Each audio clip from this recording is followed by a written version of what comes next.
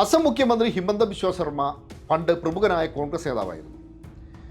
അസം കോൺഗ്രസിലെ ഗ്രൂപ്പ് തർക്കങ്ങളിൽ മനം മടുത്താണ് അദ്ദേഹം BJP-യിൽ ചേർന്നത്. അതോടെ വടക്കിഴക്കൻ സംസ്ഥാനങ്ങളിലെ തന്നെ ഏറ്റവും പ്രമുഖനായ BJP നേതാവായി അദ്ദേഹം ഉയർന്നു. ഇപ്പോൾ കടുത്ത വർഗീയവാദിയാണ് അദ്ദേഹം.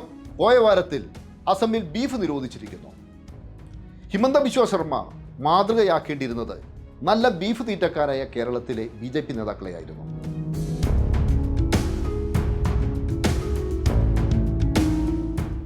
വടക്കിഴക്കൻ ഇന്ത്യയിൽ BJP-യുടെ വർഗീയ രാഷ്ട്രീയം നടപ്പിലാക്കാനുള്ള ചുമതല അസം മുഖ്യമന്ത്രി ഹിമന്ത ബിശ്വ ശർമ്മയ്ക്കാണ്. BJP-യുടെ വിഭജന രാഷ്ട്രീയത്തിന്റെ പ്രത്യാഘാതമാണ് ഇപ്പോൾ മണിപ്പൂരിൽ കാണുന്നത്.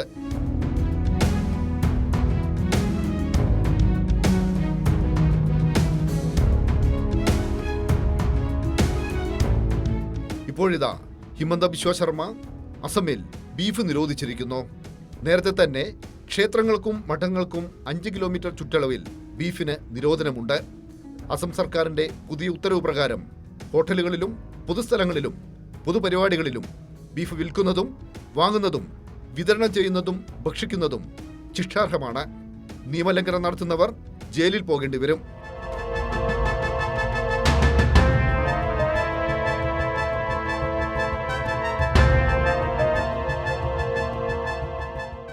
പശു എക്കാലത്തും സംഘപരിവാറിന്റെ ഒരു രാഷ്ട്രീയ ആയുധമാണ്. എന്നാൽ പശു രാഷ്ട്രീയത്തിനെതിരെ ആദ്യകാലത്ത് സംഘപരിവാറിനകത്തു നിന്ന് തന്നെ എതിർപ്പും ഉയർന്നിരുന്നു. VD സവർക്കർ പശു ആരാധനയ്ക്കെതിരെ നിലപാട് കൈക്കൊണ്ടിരുന്നു. ആ നിലപാടിന് പിറകിലെ ലക്ഷ്യവും വർഗീയത തന്നെയായിരുന്നു. ഹിന്ദുക്കളുടെ ശ്രദ്ധ പശു സംരക്ഷണത്തിലും ക്ഷേത്ര സംരക്ഷണത്തിലും ആയതിനാലാണ് മുസ്ലിം അക്രമികൾക്ക് യുദ്ധങ്ങളിൽ വിജയിക്കാനായത് എന്നതായിരുന്നു സവർക്കറുടെ വാദം.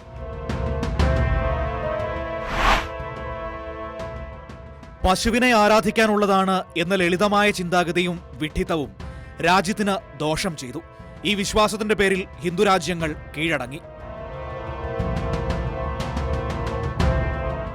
മൊറാർജി ദേശായിയുടെ നേതൃത്വത്തിൽ ജനതാ പാർട്ടി സർക്കാർ കേന്ദ്രം ഭരിക്കുന്ന കാലം ജനസംഘ നേതാവ് AB വാജ്പേയി ആയിരുന്നു അന്നത്തെ വിദേശകാര്യമന്ത്രി.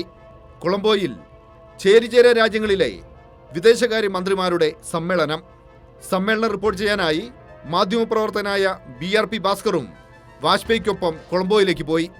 അന്നുണ്ടായ ഒരു അനുഭവം തന്റെ ആത്മകഥയായ ന്യൂസ് റൂമിൽ BRP ഭാസ്കർ വിശദീകരിക്കുന്നത് ഇങ്ങനെ: കൊളംബോയിൽ പഞ്ചനക്ഷത്ര ഹോട്ടലിൽ അവിടുത്തെ രീതിയിൽ വാജ്പേയിയും ഞങ്ങളും ഭക്ഷണം കഴിച്ചു. മുമ്പിലിരുന്ന പാത്രത്തിലെ വിഭവം വാജ്പേയി സ്വന്തം പ്ലേറ്റിലിടുമ്പോൾ തൊട്ടപ്പുറത്തിരുന്ന ലേഖകൻ അദ്ദേഹത്തോട് പറഞ്ഞു, പണ്ഡിറ്റ്ജി, അത് ബീഫാണ്. വാജ്പേയി പുഞ്ചിരിച്ചുകൊണ്ട് പ്രതിവചിച്ചു, ഇത് ഇന്ത്യൻ പശുവല്ല.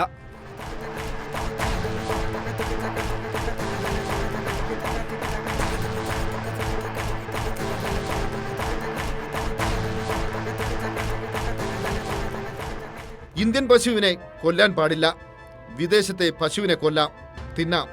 പശു ഇന്ത്യയിൽ മാതാവ്, ദൈവം. ഇന്ത്യക്ക് പുറത്ത് പശുവിനെ കൊല്ലാം, ഭക്ഷിക്കാം. ഇപ്പോൾ പ്രമുഖനായ BJP നേതാവാണ് സുരേഷ് ഗോപി. കുറച്ചു കാലം മുമ്പ് സുരേഷ് ഗോപി സ്വിറ്റ്സർലൻഡിലെ സൂറിച്ചിൽ പോയി. അവിടെ വെച്ച് ബീഫ് കഴിച്ചതിന്റെ അനുഭവം പങ്കുവച്ചതിങ്ങനെ: ഈ ഒരു ഗ്രോത്ത് എന്ന് പറയുന്നത് ഈ നവംബർ 5-ന് ഒരു ഷോയ്ക്ക് വേണ്ടി സൂറിക്കിൽ പോയിട്ട് അവിടെ ബീഫും പോർക്കും മാത്രമേ ഉള്ളൂ. പോർക്ക് തുടർന്ന് പ്രശ്നമില്ല. ബീഫ് അല്ലെങ്കിൽ പിന്നെ കുറച്ച് ഇലകളൊക്കെ കഴിക്കേണ്ടി വരും. അത് എന്റെ ടേസ്റ്റ് ബഡ്സ് ചിലപ്പോ എനിക്ക് കർമ്മത്തെ അടിയ തരും കഴിച്ചിട്ട് ബീഫ് 4 ദിവസം കഴിച്ചതിന്റെ ഒരു ആഡ് ഓൺ ആണ്. സുരേഷ് ഗോപിക്ക് ബീഫ് കഴിക്കാം, എന്നാൽ ഈ പാവങ്ങൾ ബീഫ് കഴിക്കാൻ പാടില്ല. ബീഫ് കൈവശം വെക്കാനാകില്ല, ചത്ത പശുവിന്റെ തോലുരിക്കാനാകില്ല.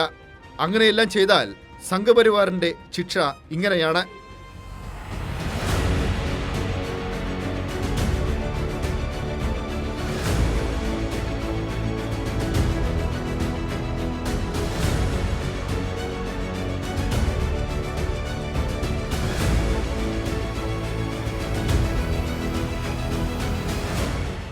കുറച്ചുകാലം മുമ്പ് രാഷ്ട്രീയ പാർട്ടികൾക്ക് ഇലക്ട്രൽ ബോണ്ട് എന്ന പേരിൽ കോഴപ്പണം നൽകിയവരുടെ പട്ടിക പുറത്തു വന്നിരുന്നു.